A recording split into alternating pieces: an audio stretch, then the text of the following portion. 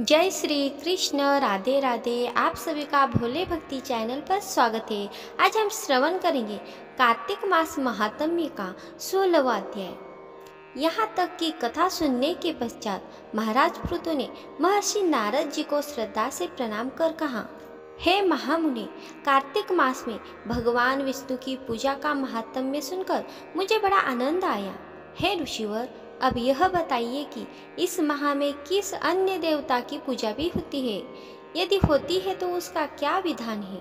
यह सुनकर नारद जी बोले, हे राजन, अश्विन शुक्ल पूर्णिमा को ब्रह्मा जी का व्रत, कार्तिक कृष्ण चतुर्थी को गणेश जी तथा अष्टमी व अमावस्या को लक्ष्मी जी का व्रत किया जाता है।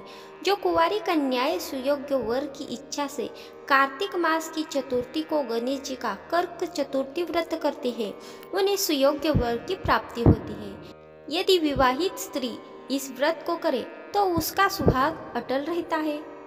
हे महामुनि, कृपा कर यह बताइए कि इस व्रत के करने की विधि क्या है?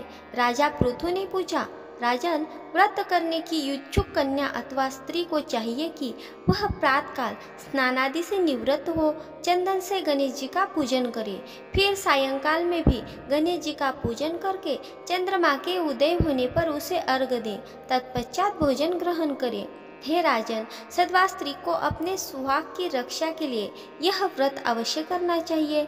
अब मैं तुमसे इस व्रत का इतिहास कहता हूँ, ध्यान पूर्वक सुनो। नारद जी ने कहा, प्राचीन काल में भद्रावती नामक एक नगर में सुधर्मा नामक एक राजा था। उसके 4 पुत्र और 1 पुत्री थी। पुत्रों के नाम रविदत्त, सुशर्मा, जय शर्मा और सुशोभन थे और पुत्री का नाम वीरमती था। इस कन्या वीरमती का विवाह देवव्रत नामक युवक से हो गया और दोनों पति पत्नी प्रेम पूर्वक रहने लगे। हे राजन, एक दिन की बात है कि अचानक घर पर ही सांप द्वारा काटे जाने से देवव्रत की मृत्यु हो गई। यह देखकर वीरमती विलाप करने लगी। उसका विलाप सुनकर उसके माता पिता और चारों भाई तथा कुछ नगरवासी भी वहां आ गए और देवव्रत को मरा हुआ देखकर शोकाकुल हो उठे। शीघ्र ही यह समाचार राजा का जमाता सर्प के काटे जाने से काल का ग्रास बन गया है, पूरे नगर में फैल गया। उसी समय पुलस्त्य मुनि अचानक ही वहां आ पहुंचे और समाचार पाकर राजभवन गए। उन्हें देखकर राजा ने हाथ जोड़कर उनका अभिवादन किया और दुखी स्वर में बोले, हे महाराज, कौन से पाप कर्म से मेरी यह कन्या युवा अवस्था में ही विधवा हो गई? तब त्रिकालदर्शी महर्षि पुलस्त्य ने कहा, हे राजन, संकल्प लेकर भी तुम्हारी कन्या ने भगवान गणेश के व्रत की उपेक्षा की है, जिसके कारण यह वैधव्य को प्राप्त हुई है।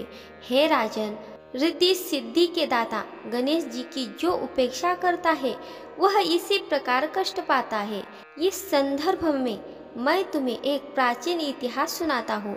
एक समय ब्रह्मा, विष्णु, महेश और इंद्र आदि सभी देवता दैत्य के विनाश का उपाय सोचने के लिए एकत्रित हुए।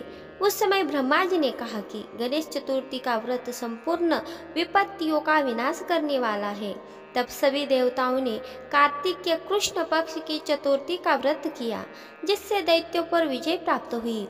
तत्पश्चात सब देवताओं ने गणेश जी से कहा, हे विघ्नहर्ता, आपकी कृपा से हमने विजय प्राप्त की है, अब आप कृपा कर वर मांगिए।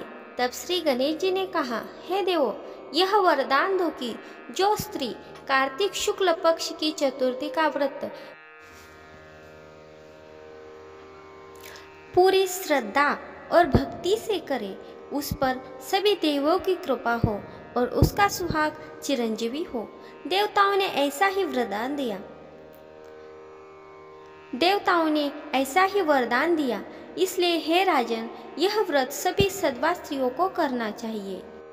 महर्षि पुलस्त्य जी ने कहा, हे राजन, यदि तुम्हारी पुत्री अभी इस व्रत को करने का संकल्प ले और करे तो इसका पति भी जीवित हो जाएगा। यह कहकर महर्षि पुलस्त्य वहां से प्रस्थान कर गए।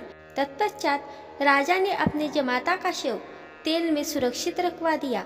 इसके बाद जब कार्तिक मास आया तो उसकी पुत्री ने विधिवत करक चतुर्थी का व्रत किया और उद्यापन करके ब्राह्मणों को भोजन कराया तथा श्रद्धा से दान दक्षिणा देकर संतुष्ट किया, जिसके सुफल से उसका मृतक पति पुनः जीवित हो उठा।